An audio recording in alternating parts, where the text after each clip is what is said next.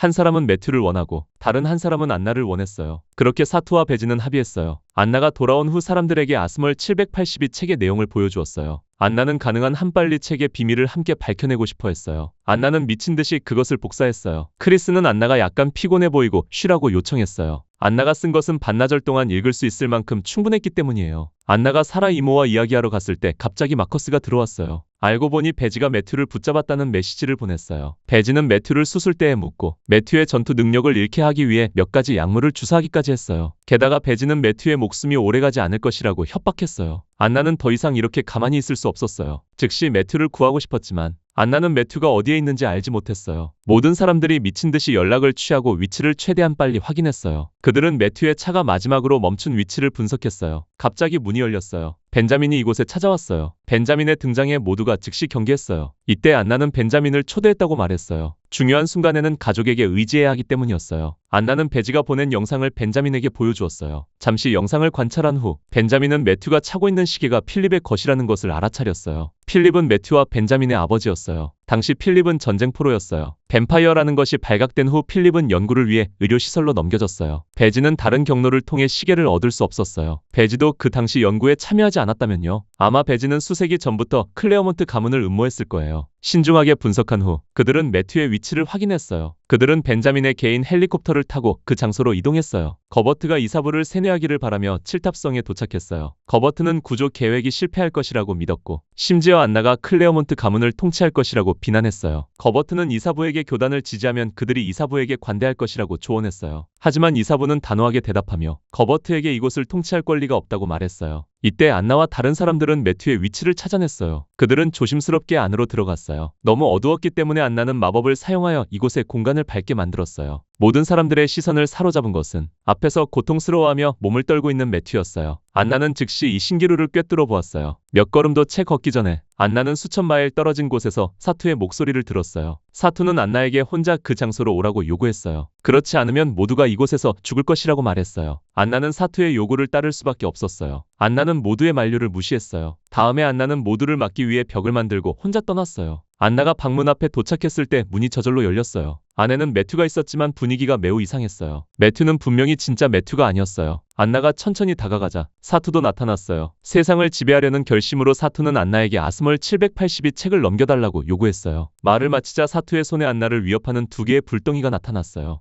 안나도 맞대응했어요. 놀랍게도 사투는 안나의 머리카락조차 건드리지 못했고 즉시 안나의 마법실에 묶여 벽 한쪽 구석에 갇혔어요. 나중에 문제를 일으키는 것을 막기 위해 안나는 마침내 사투의 모든 마법의 힘을 빼앗아 평범한 사람으로 만들었어요. 다음 단계는 배지를 상대하는 것이었어요. 분노가 끓어오르는 순간 안나는 실제로 10번째 마법 매듭을 완성했어요. 안나는 자신의 모든 힘을 정의의 활로 바꿨어요. 배지의 존재를 감지하자마자 안나는 배지를 똑바로 겨냥했어요. 직후 배지는 잿더미로 변했어요. 안나는 재빨리 문을 열고 매튜를 불렀어요. 숨이 끊어질 듯 했지만 매튜는 안나가 온 것을 느낄 수 있는 것 같았어요. 안나는 즉시 자신의 피로 매튜를 살리고 싶어 했지만 마커스가 안나를 막았어요. 지금 매튜에게 필요한 것은 피가 아니었어요. 그래서 모두는 재빨리 매튜를 칠탑 성으로 데려갔어요. 이사부는 그런 아들을 보고 매우 고통스러워했어요. 모두가 걱정하며 밖에서 기다렸어요. 이때 마커스가 나와 고개를 저었어요. 매튜는 아직 깨어날 수 없었어요. 모두가 안나에게 포기하라고 충고했지만 안나는 사람들의 말을 무시했어요. 안나는 밤낮으로 매튜의 곁을 지켰어요. 매튜의 친구들조차 매튜를 위해 기도하고 있었어요. 얼마나 시간이 흘렀는지 모르게 안나는 너무 피곤해서 의자에서 잠들었어요. 갑자기 손이 안나의 머리를 쓰다듬었어요. 안나가 깨어났을 때 옆에 있던 사람은 다름 아닌 매튜였어요. 아마 그것은 안나의 끈기 때문이었을 거예요. 아니면 매튜가 안나를 놓을 수 없었기 때문일 수도 있어요. 강렬한 사랑이 매튜를 깨어나게 만들었어요. 이때 사람들은 아스멀 782 책의 비밀을 연구하기 시작했어요. 알고 보니 안나가 강한 이유는 안나가 수세기 전 마법사와 인간 사이에서 태어난 아이였기 때문이었어요. 다른 생물들은 서로를 견제했고 다른 혈통에게 지배당하지 않기 위해 그들은 각종의 사생활에 간섭하지 않는다는 협약을 맺었어요. 협약이 깨지면 그들은 반드시 조직에 의해 추적당할 것이었어요. 이것이 교단의 의미이고 수세기 동안 발전할 수 있었던 이유였어요. 각 종족의 힘이 점차 약해지고 있어요. 아스멀 782 책의 노선은 모든 민족을 단결시키는 것이었어요. 사람들이 비밀을 풀고 난 후 안나는 교단의 협약이 처음부터 잘못되었다고 선언하고 싶어 했어요. 하지만 벤자민은 즉시 반박했어요. 안나가 이 선언을 가지고 교단에 나타나면 사람들은 안나를 죄인으로 여길 뿐이라고 말했어요. 하지만 안나는 자신의 선언을 계속 주장했어요. 안나가 이 관점을 분명히 밝히지 않으면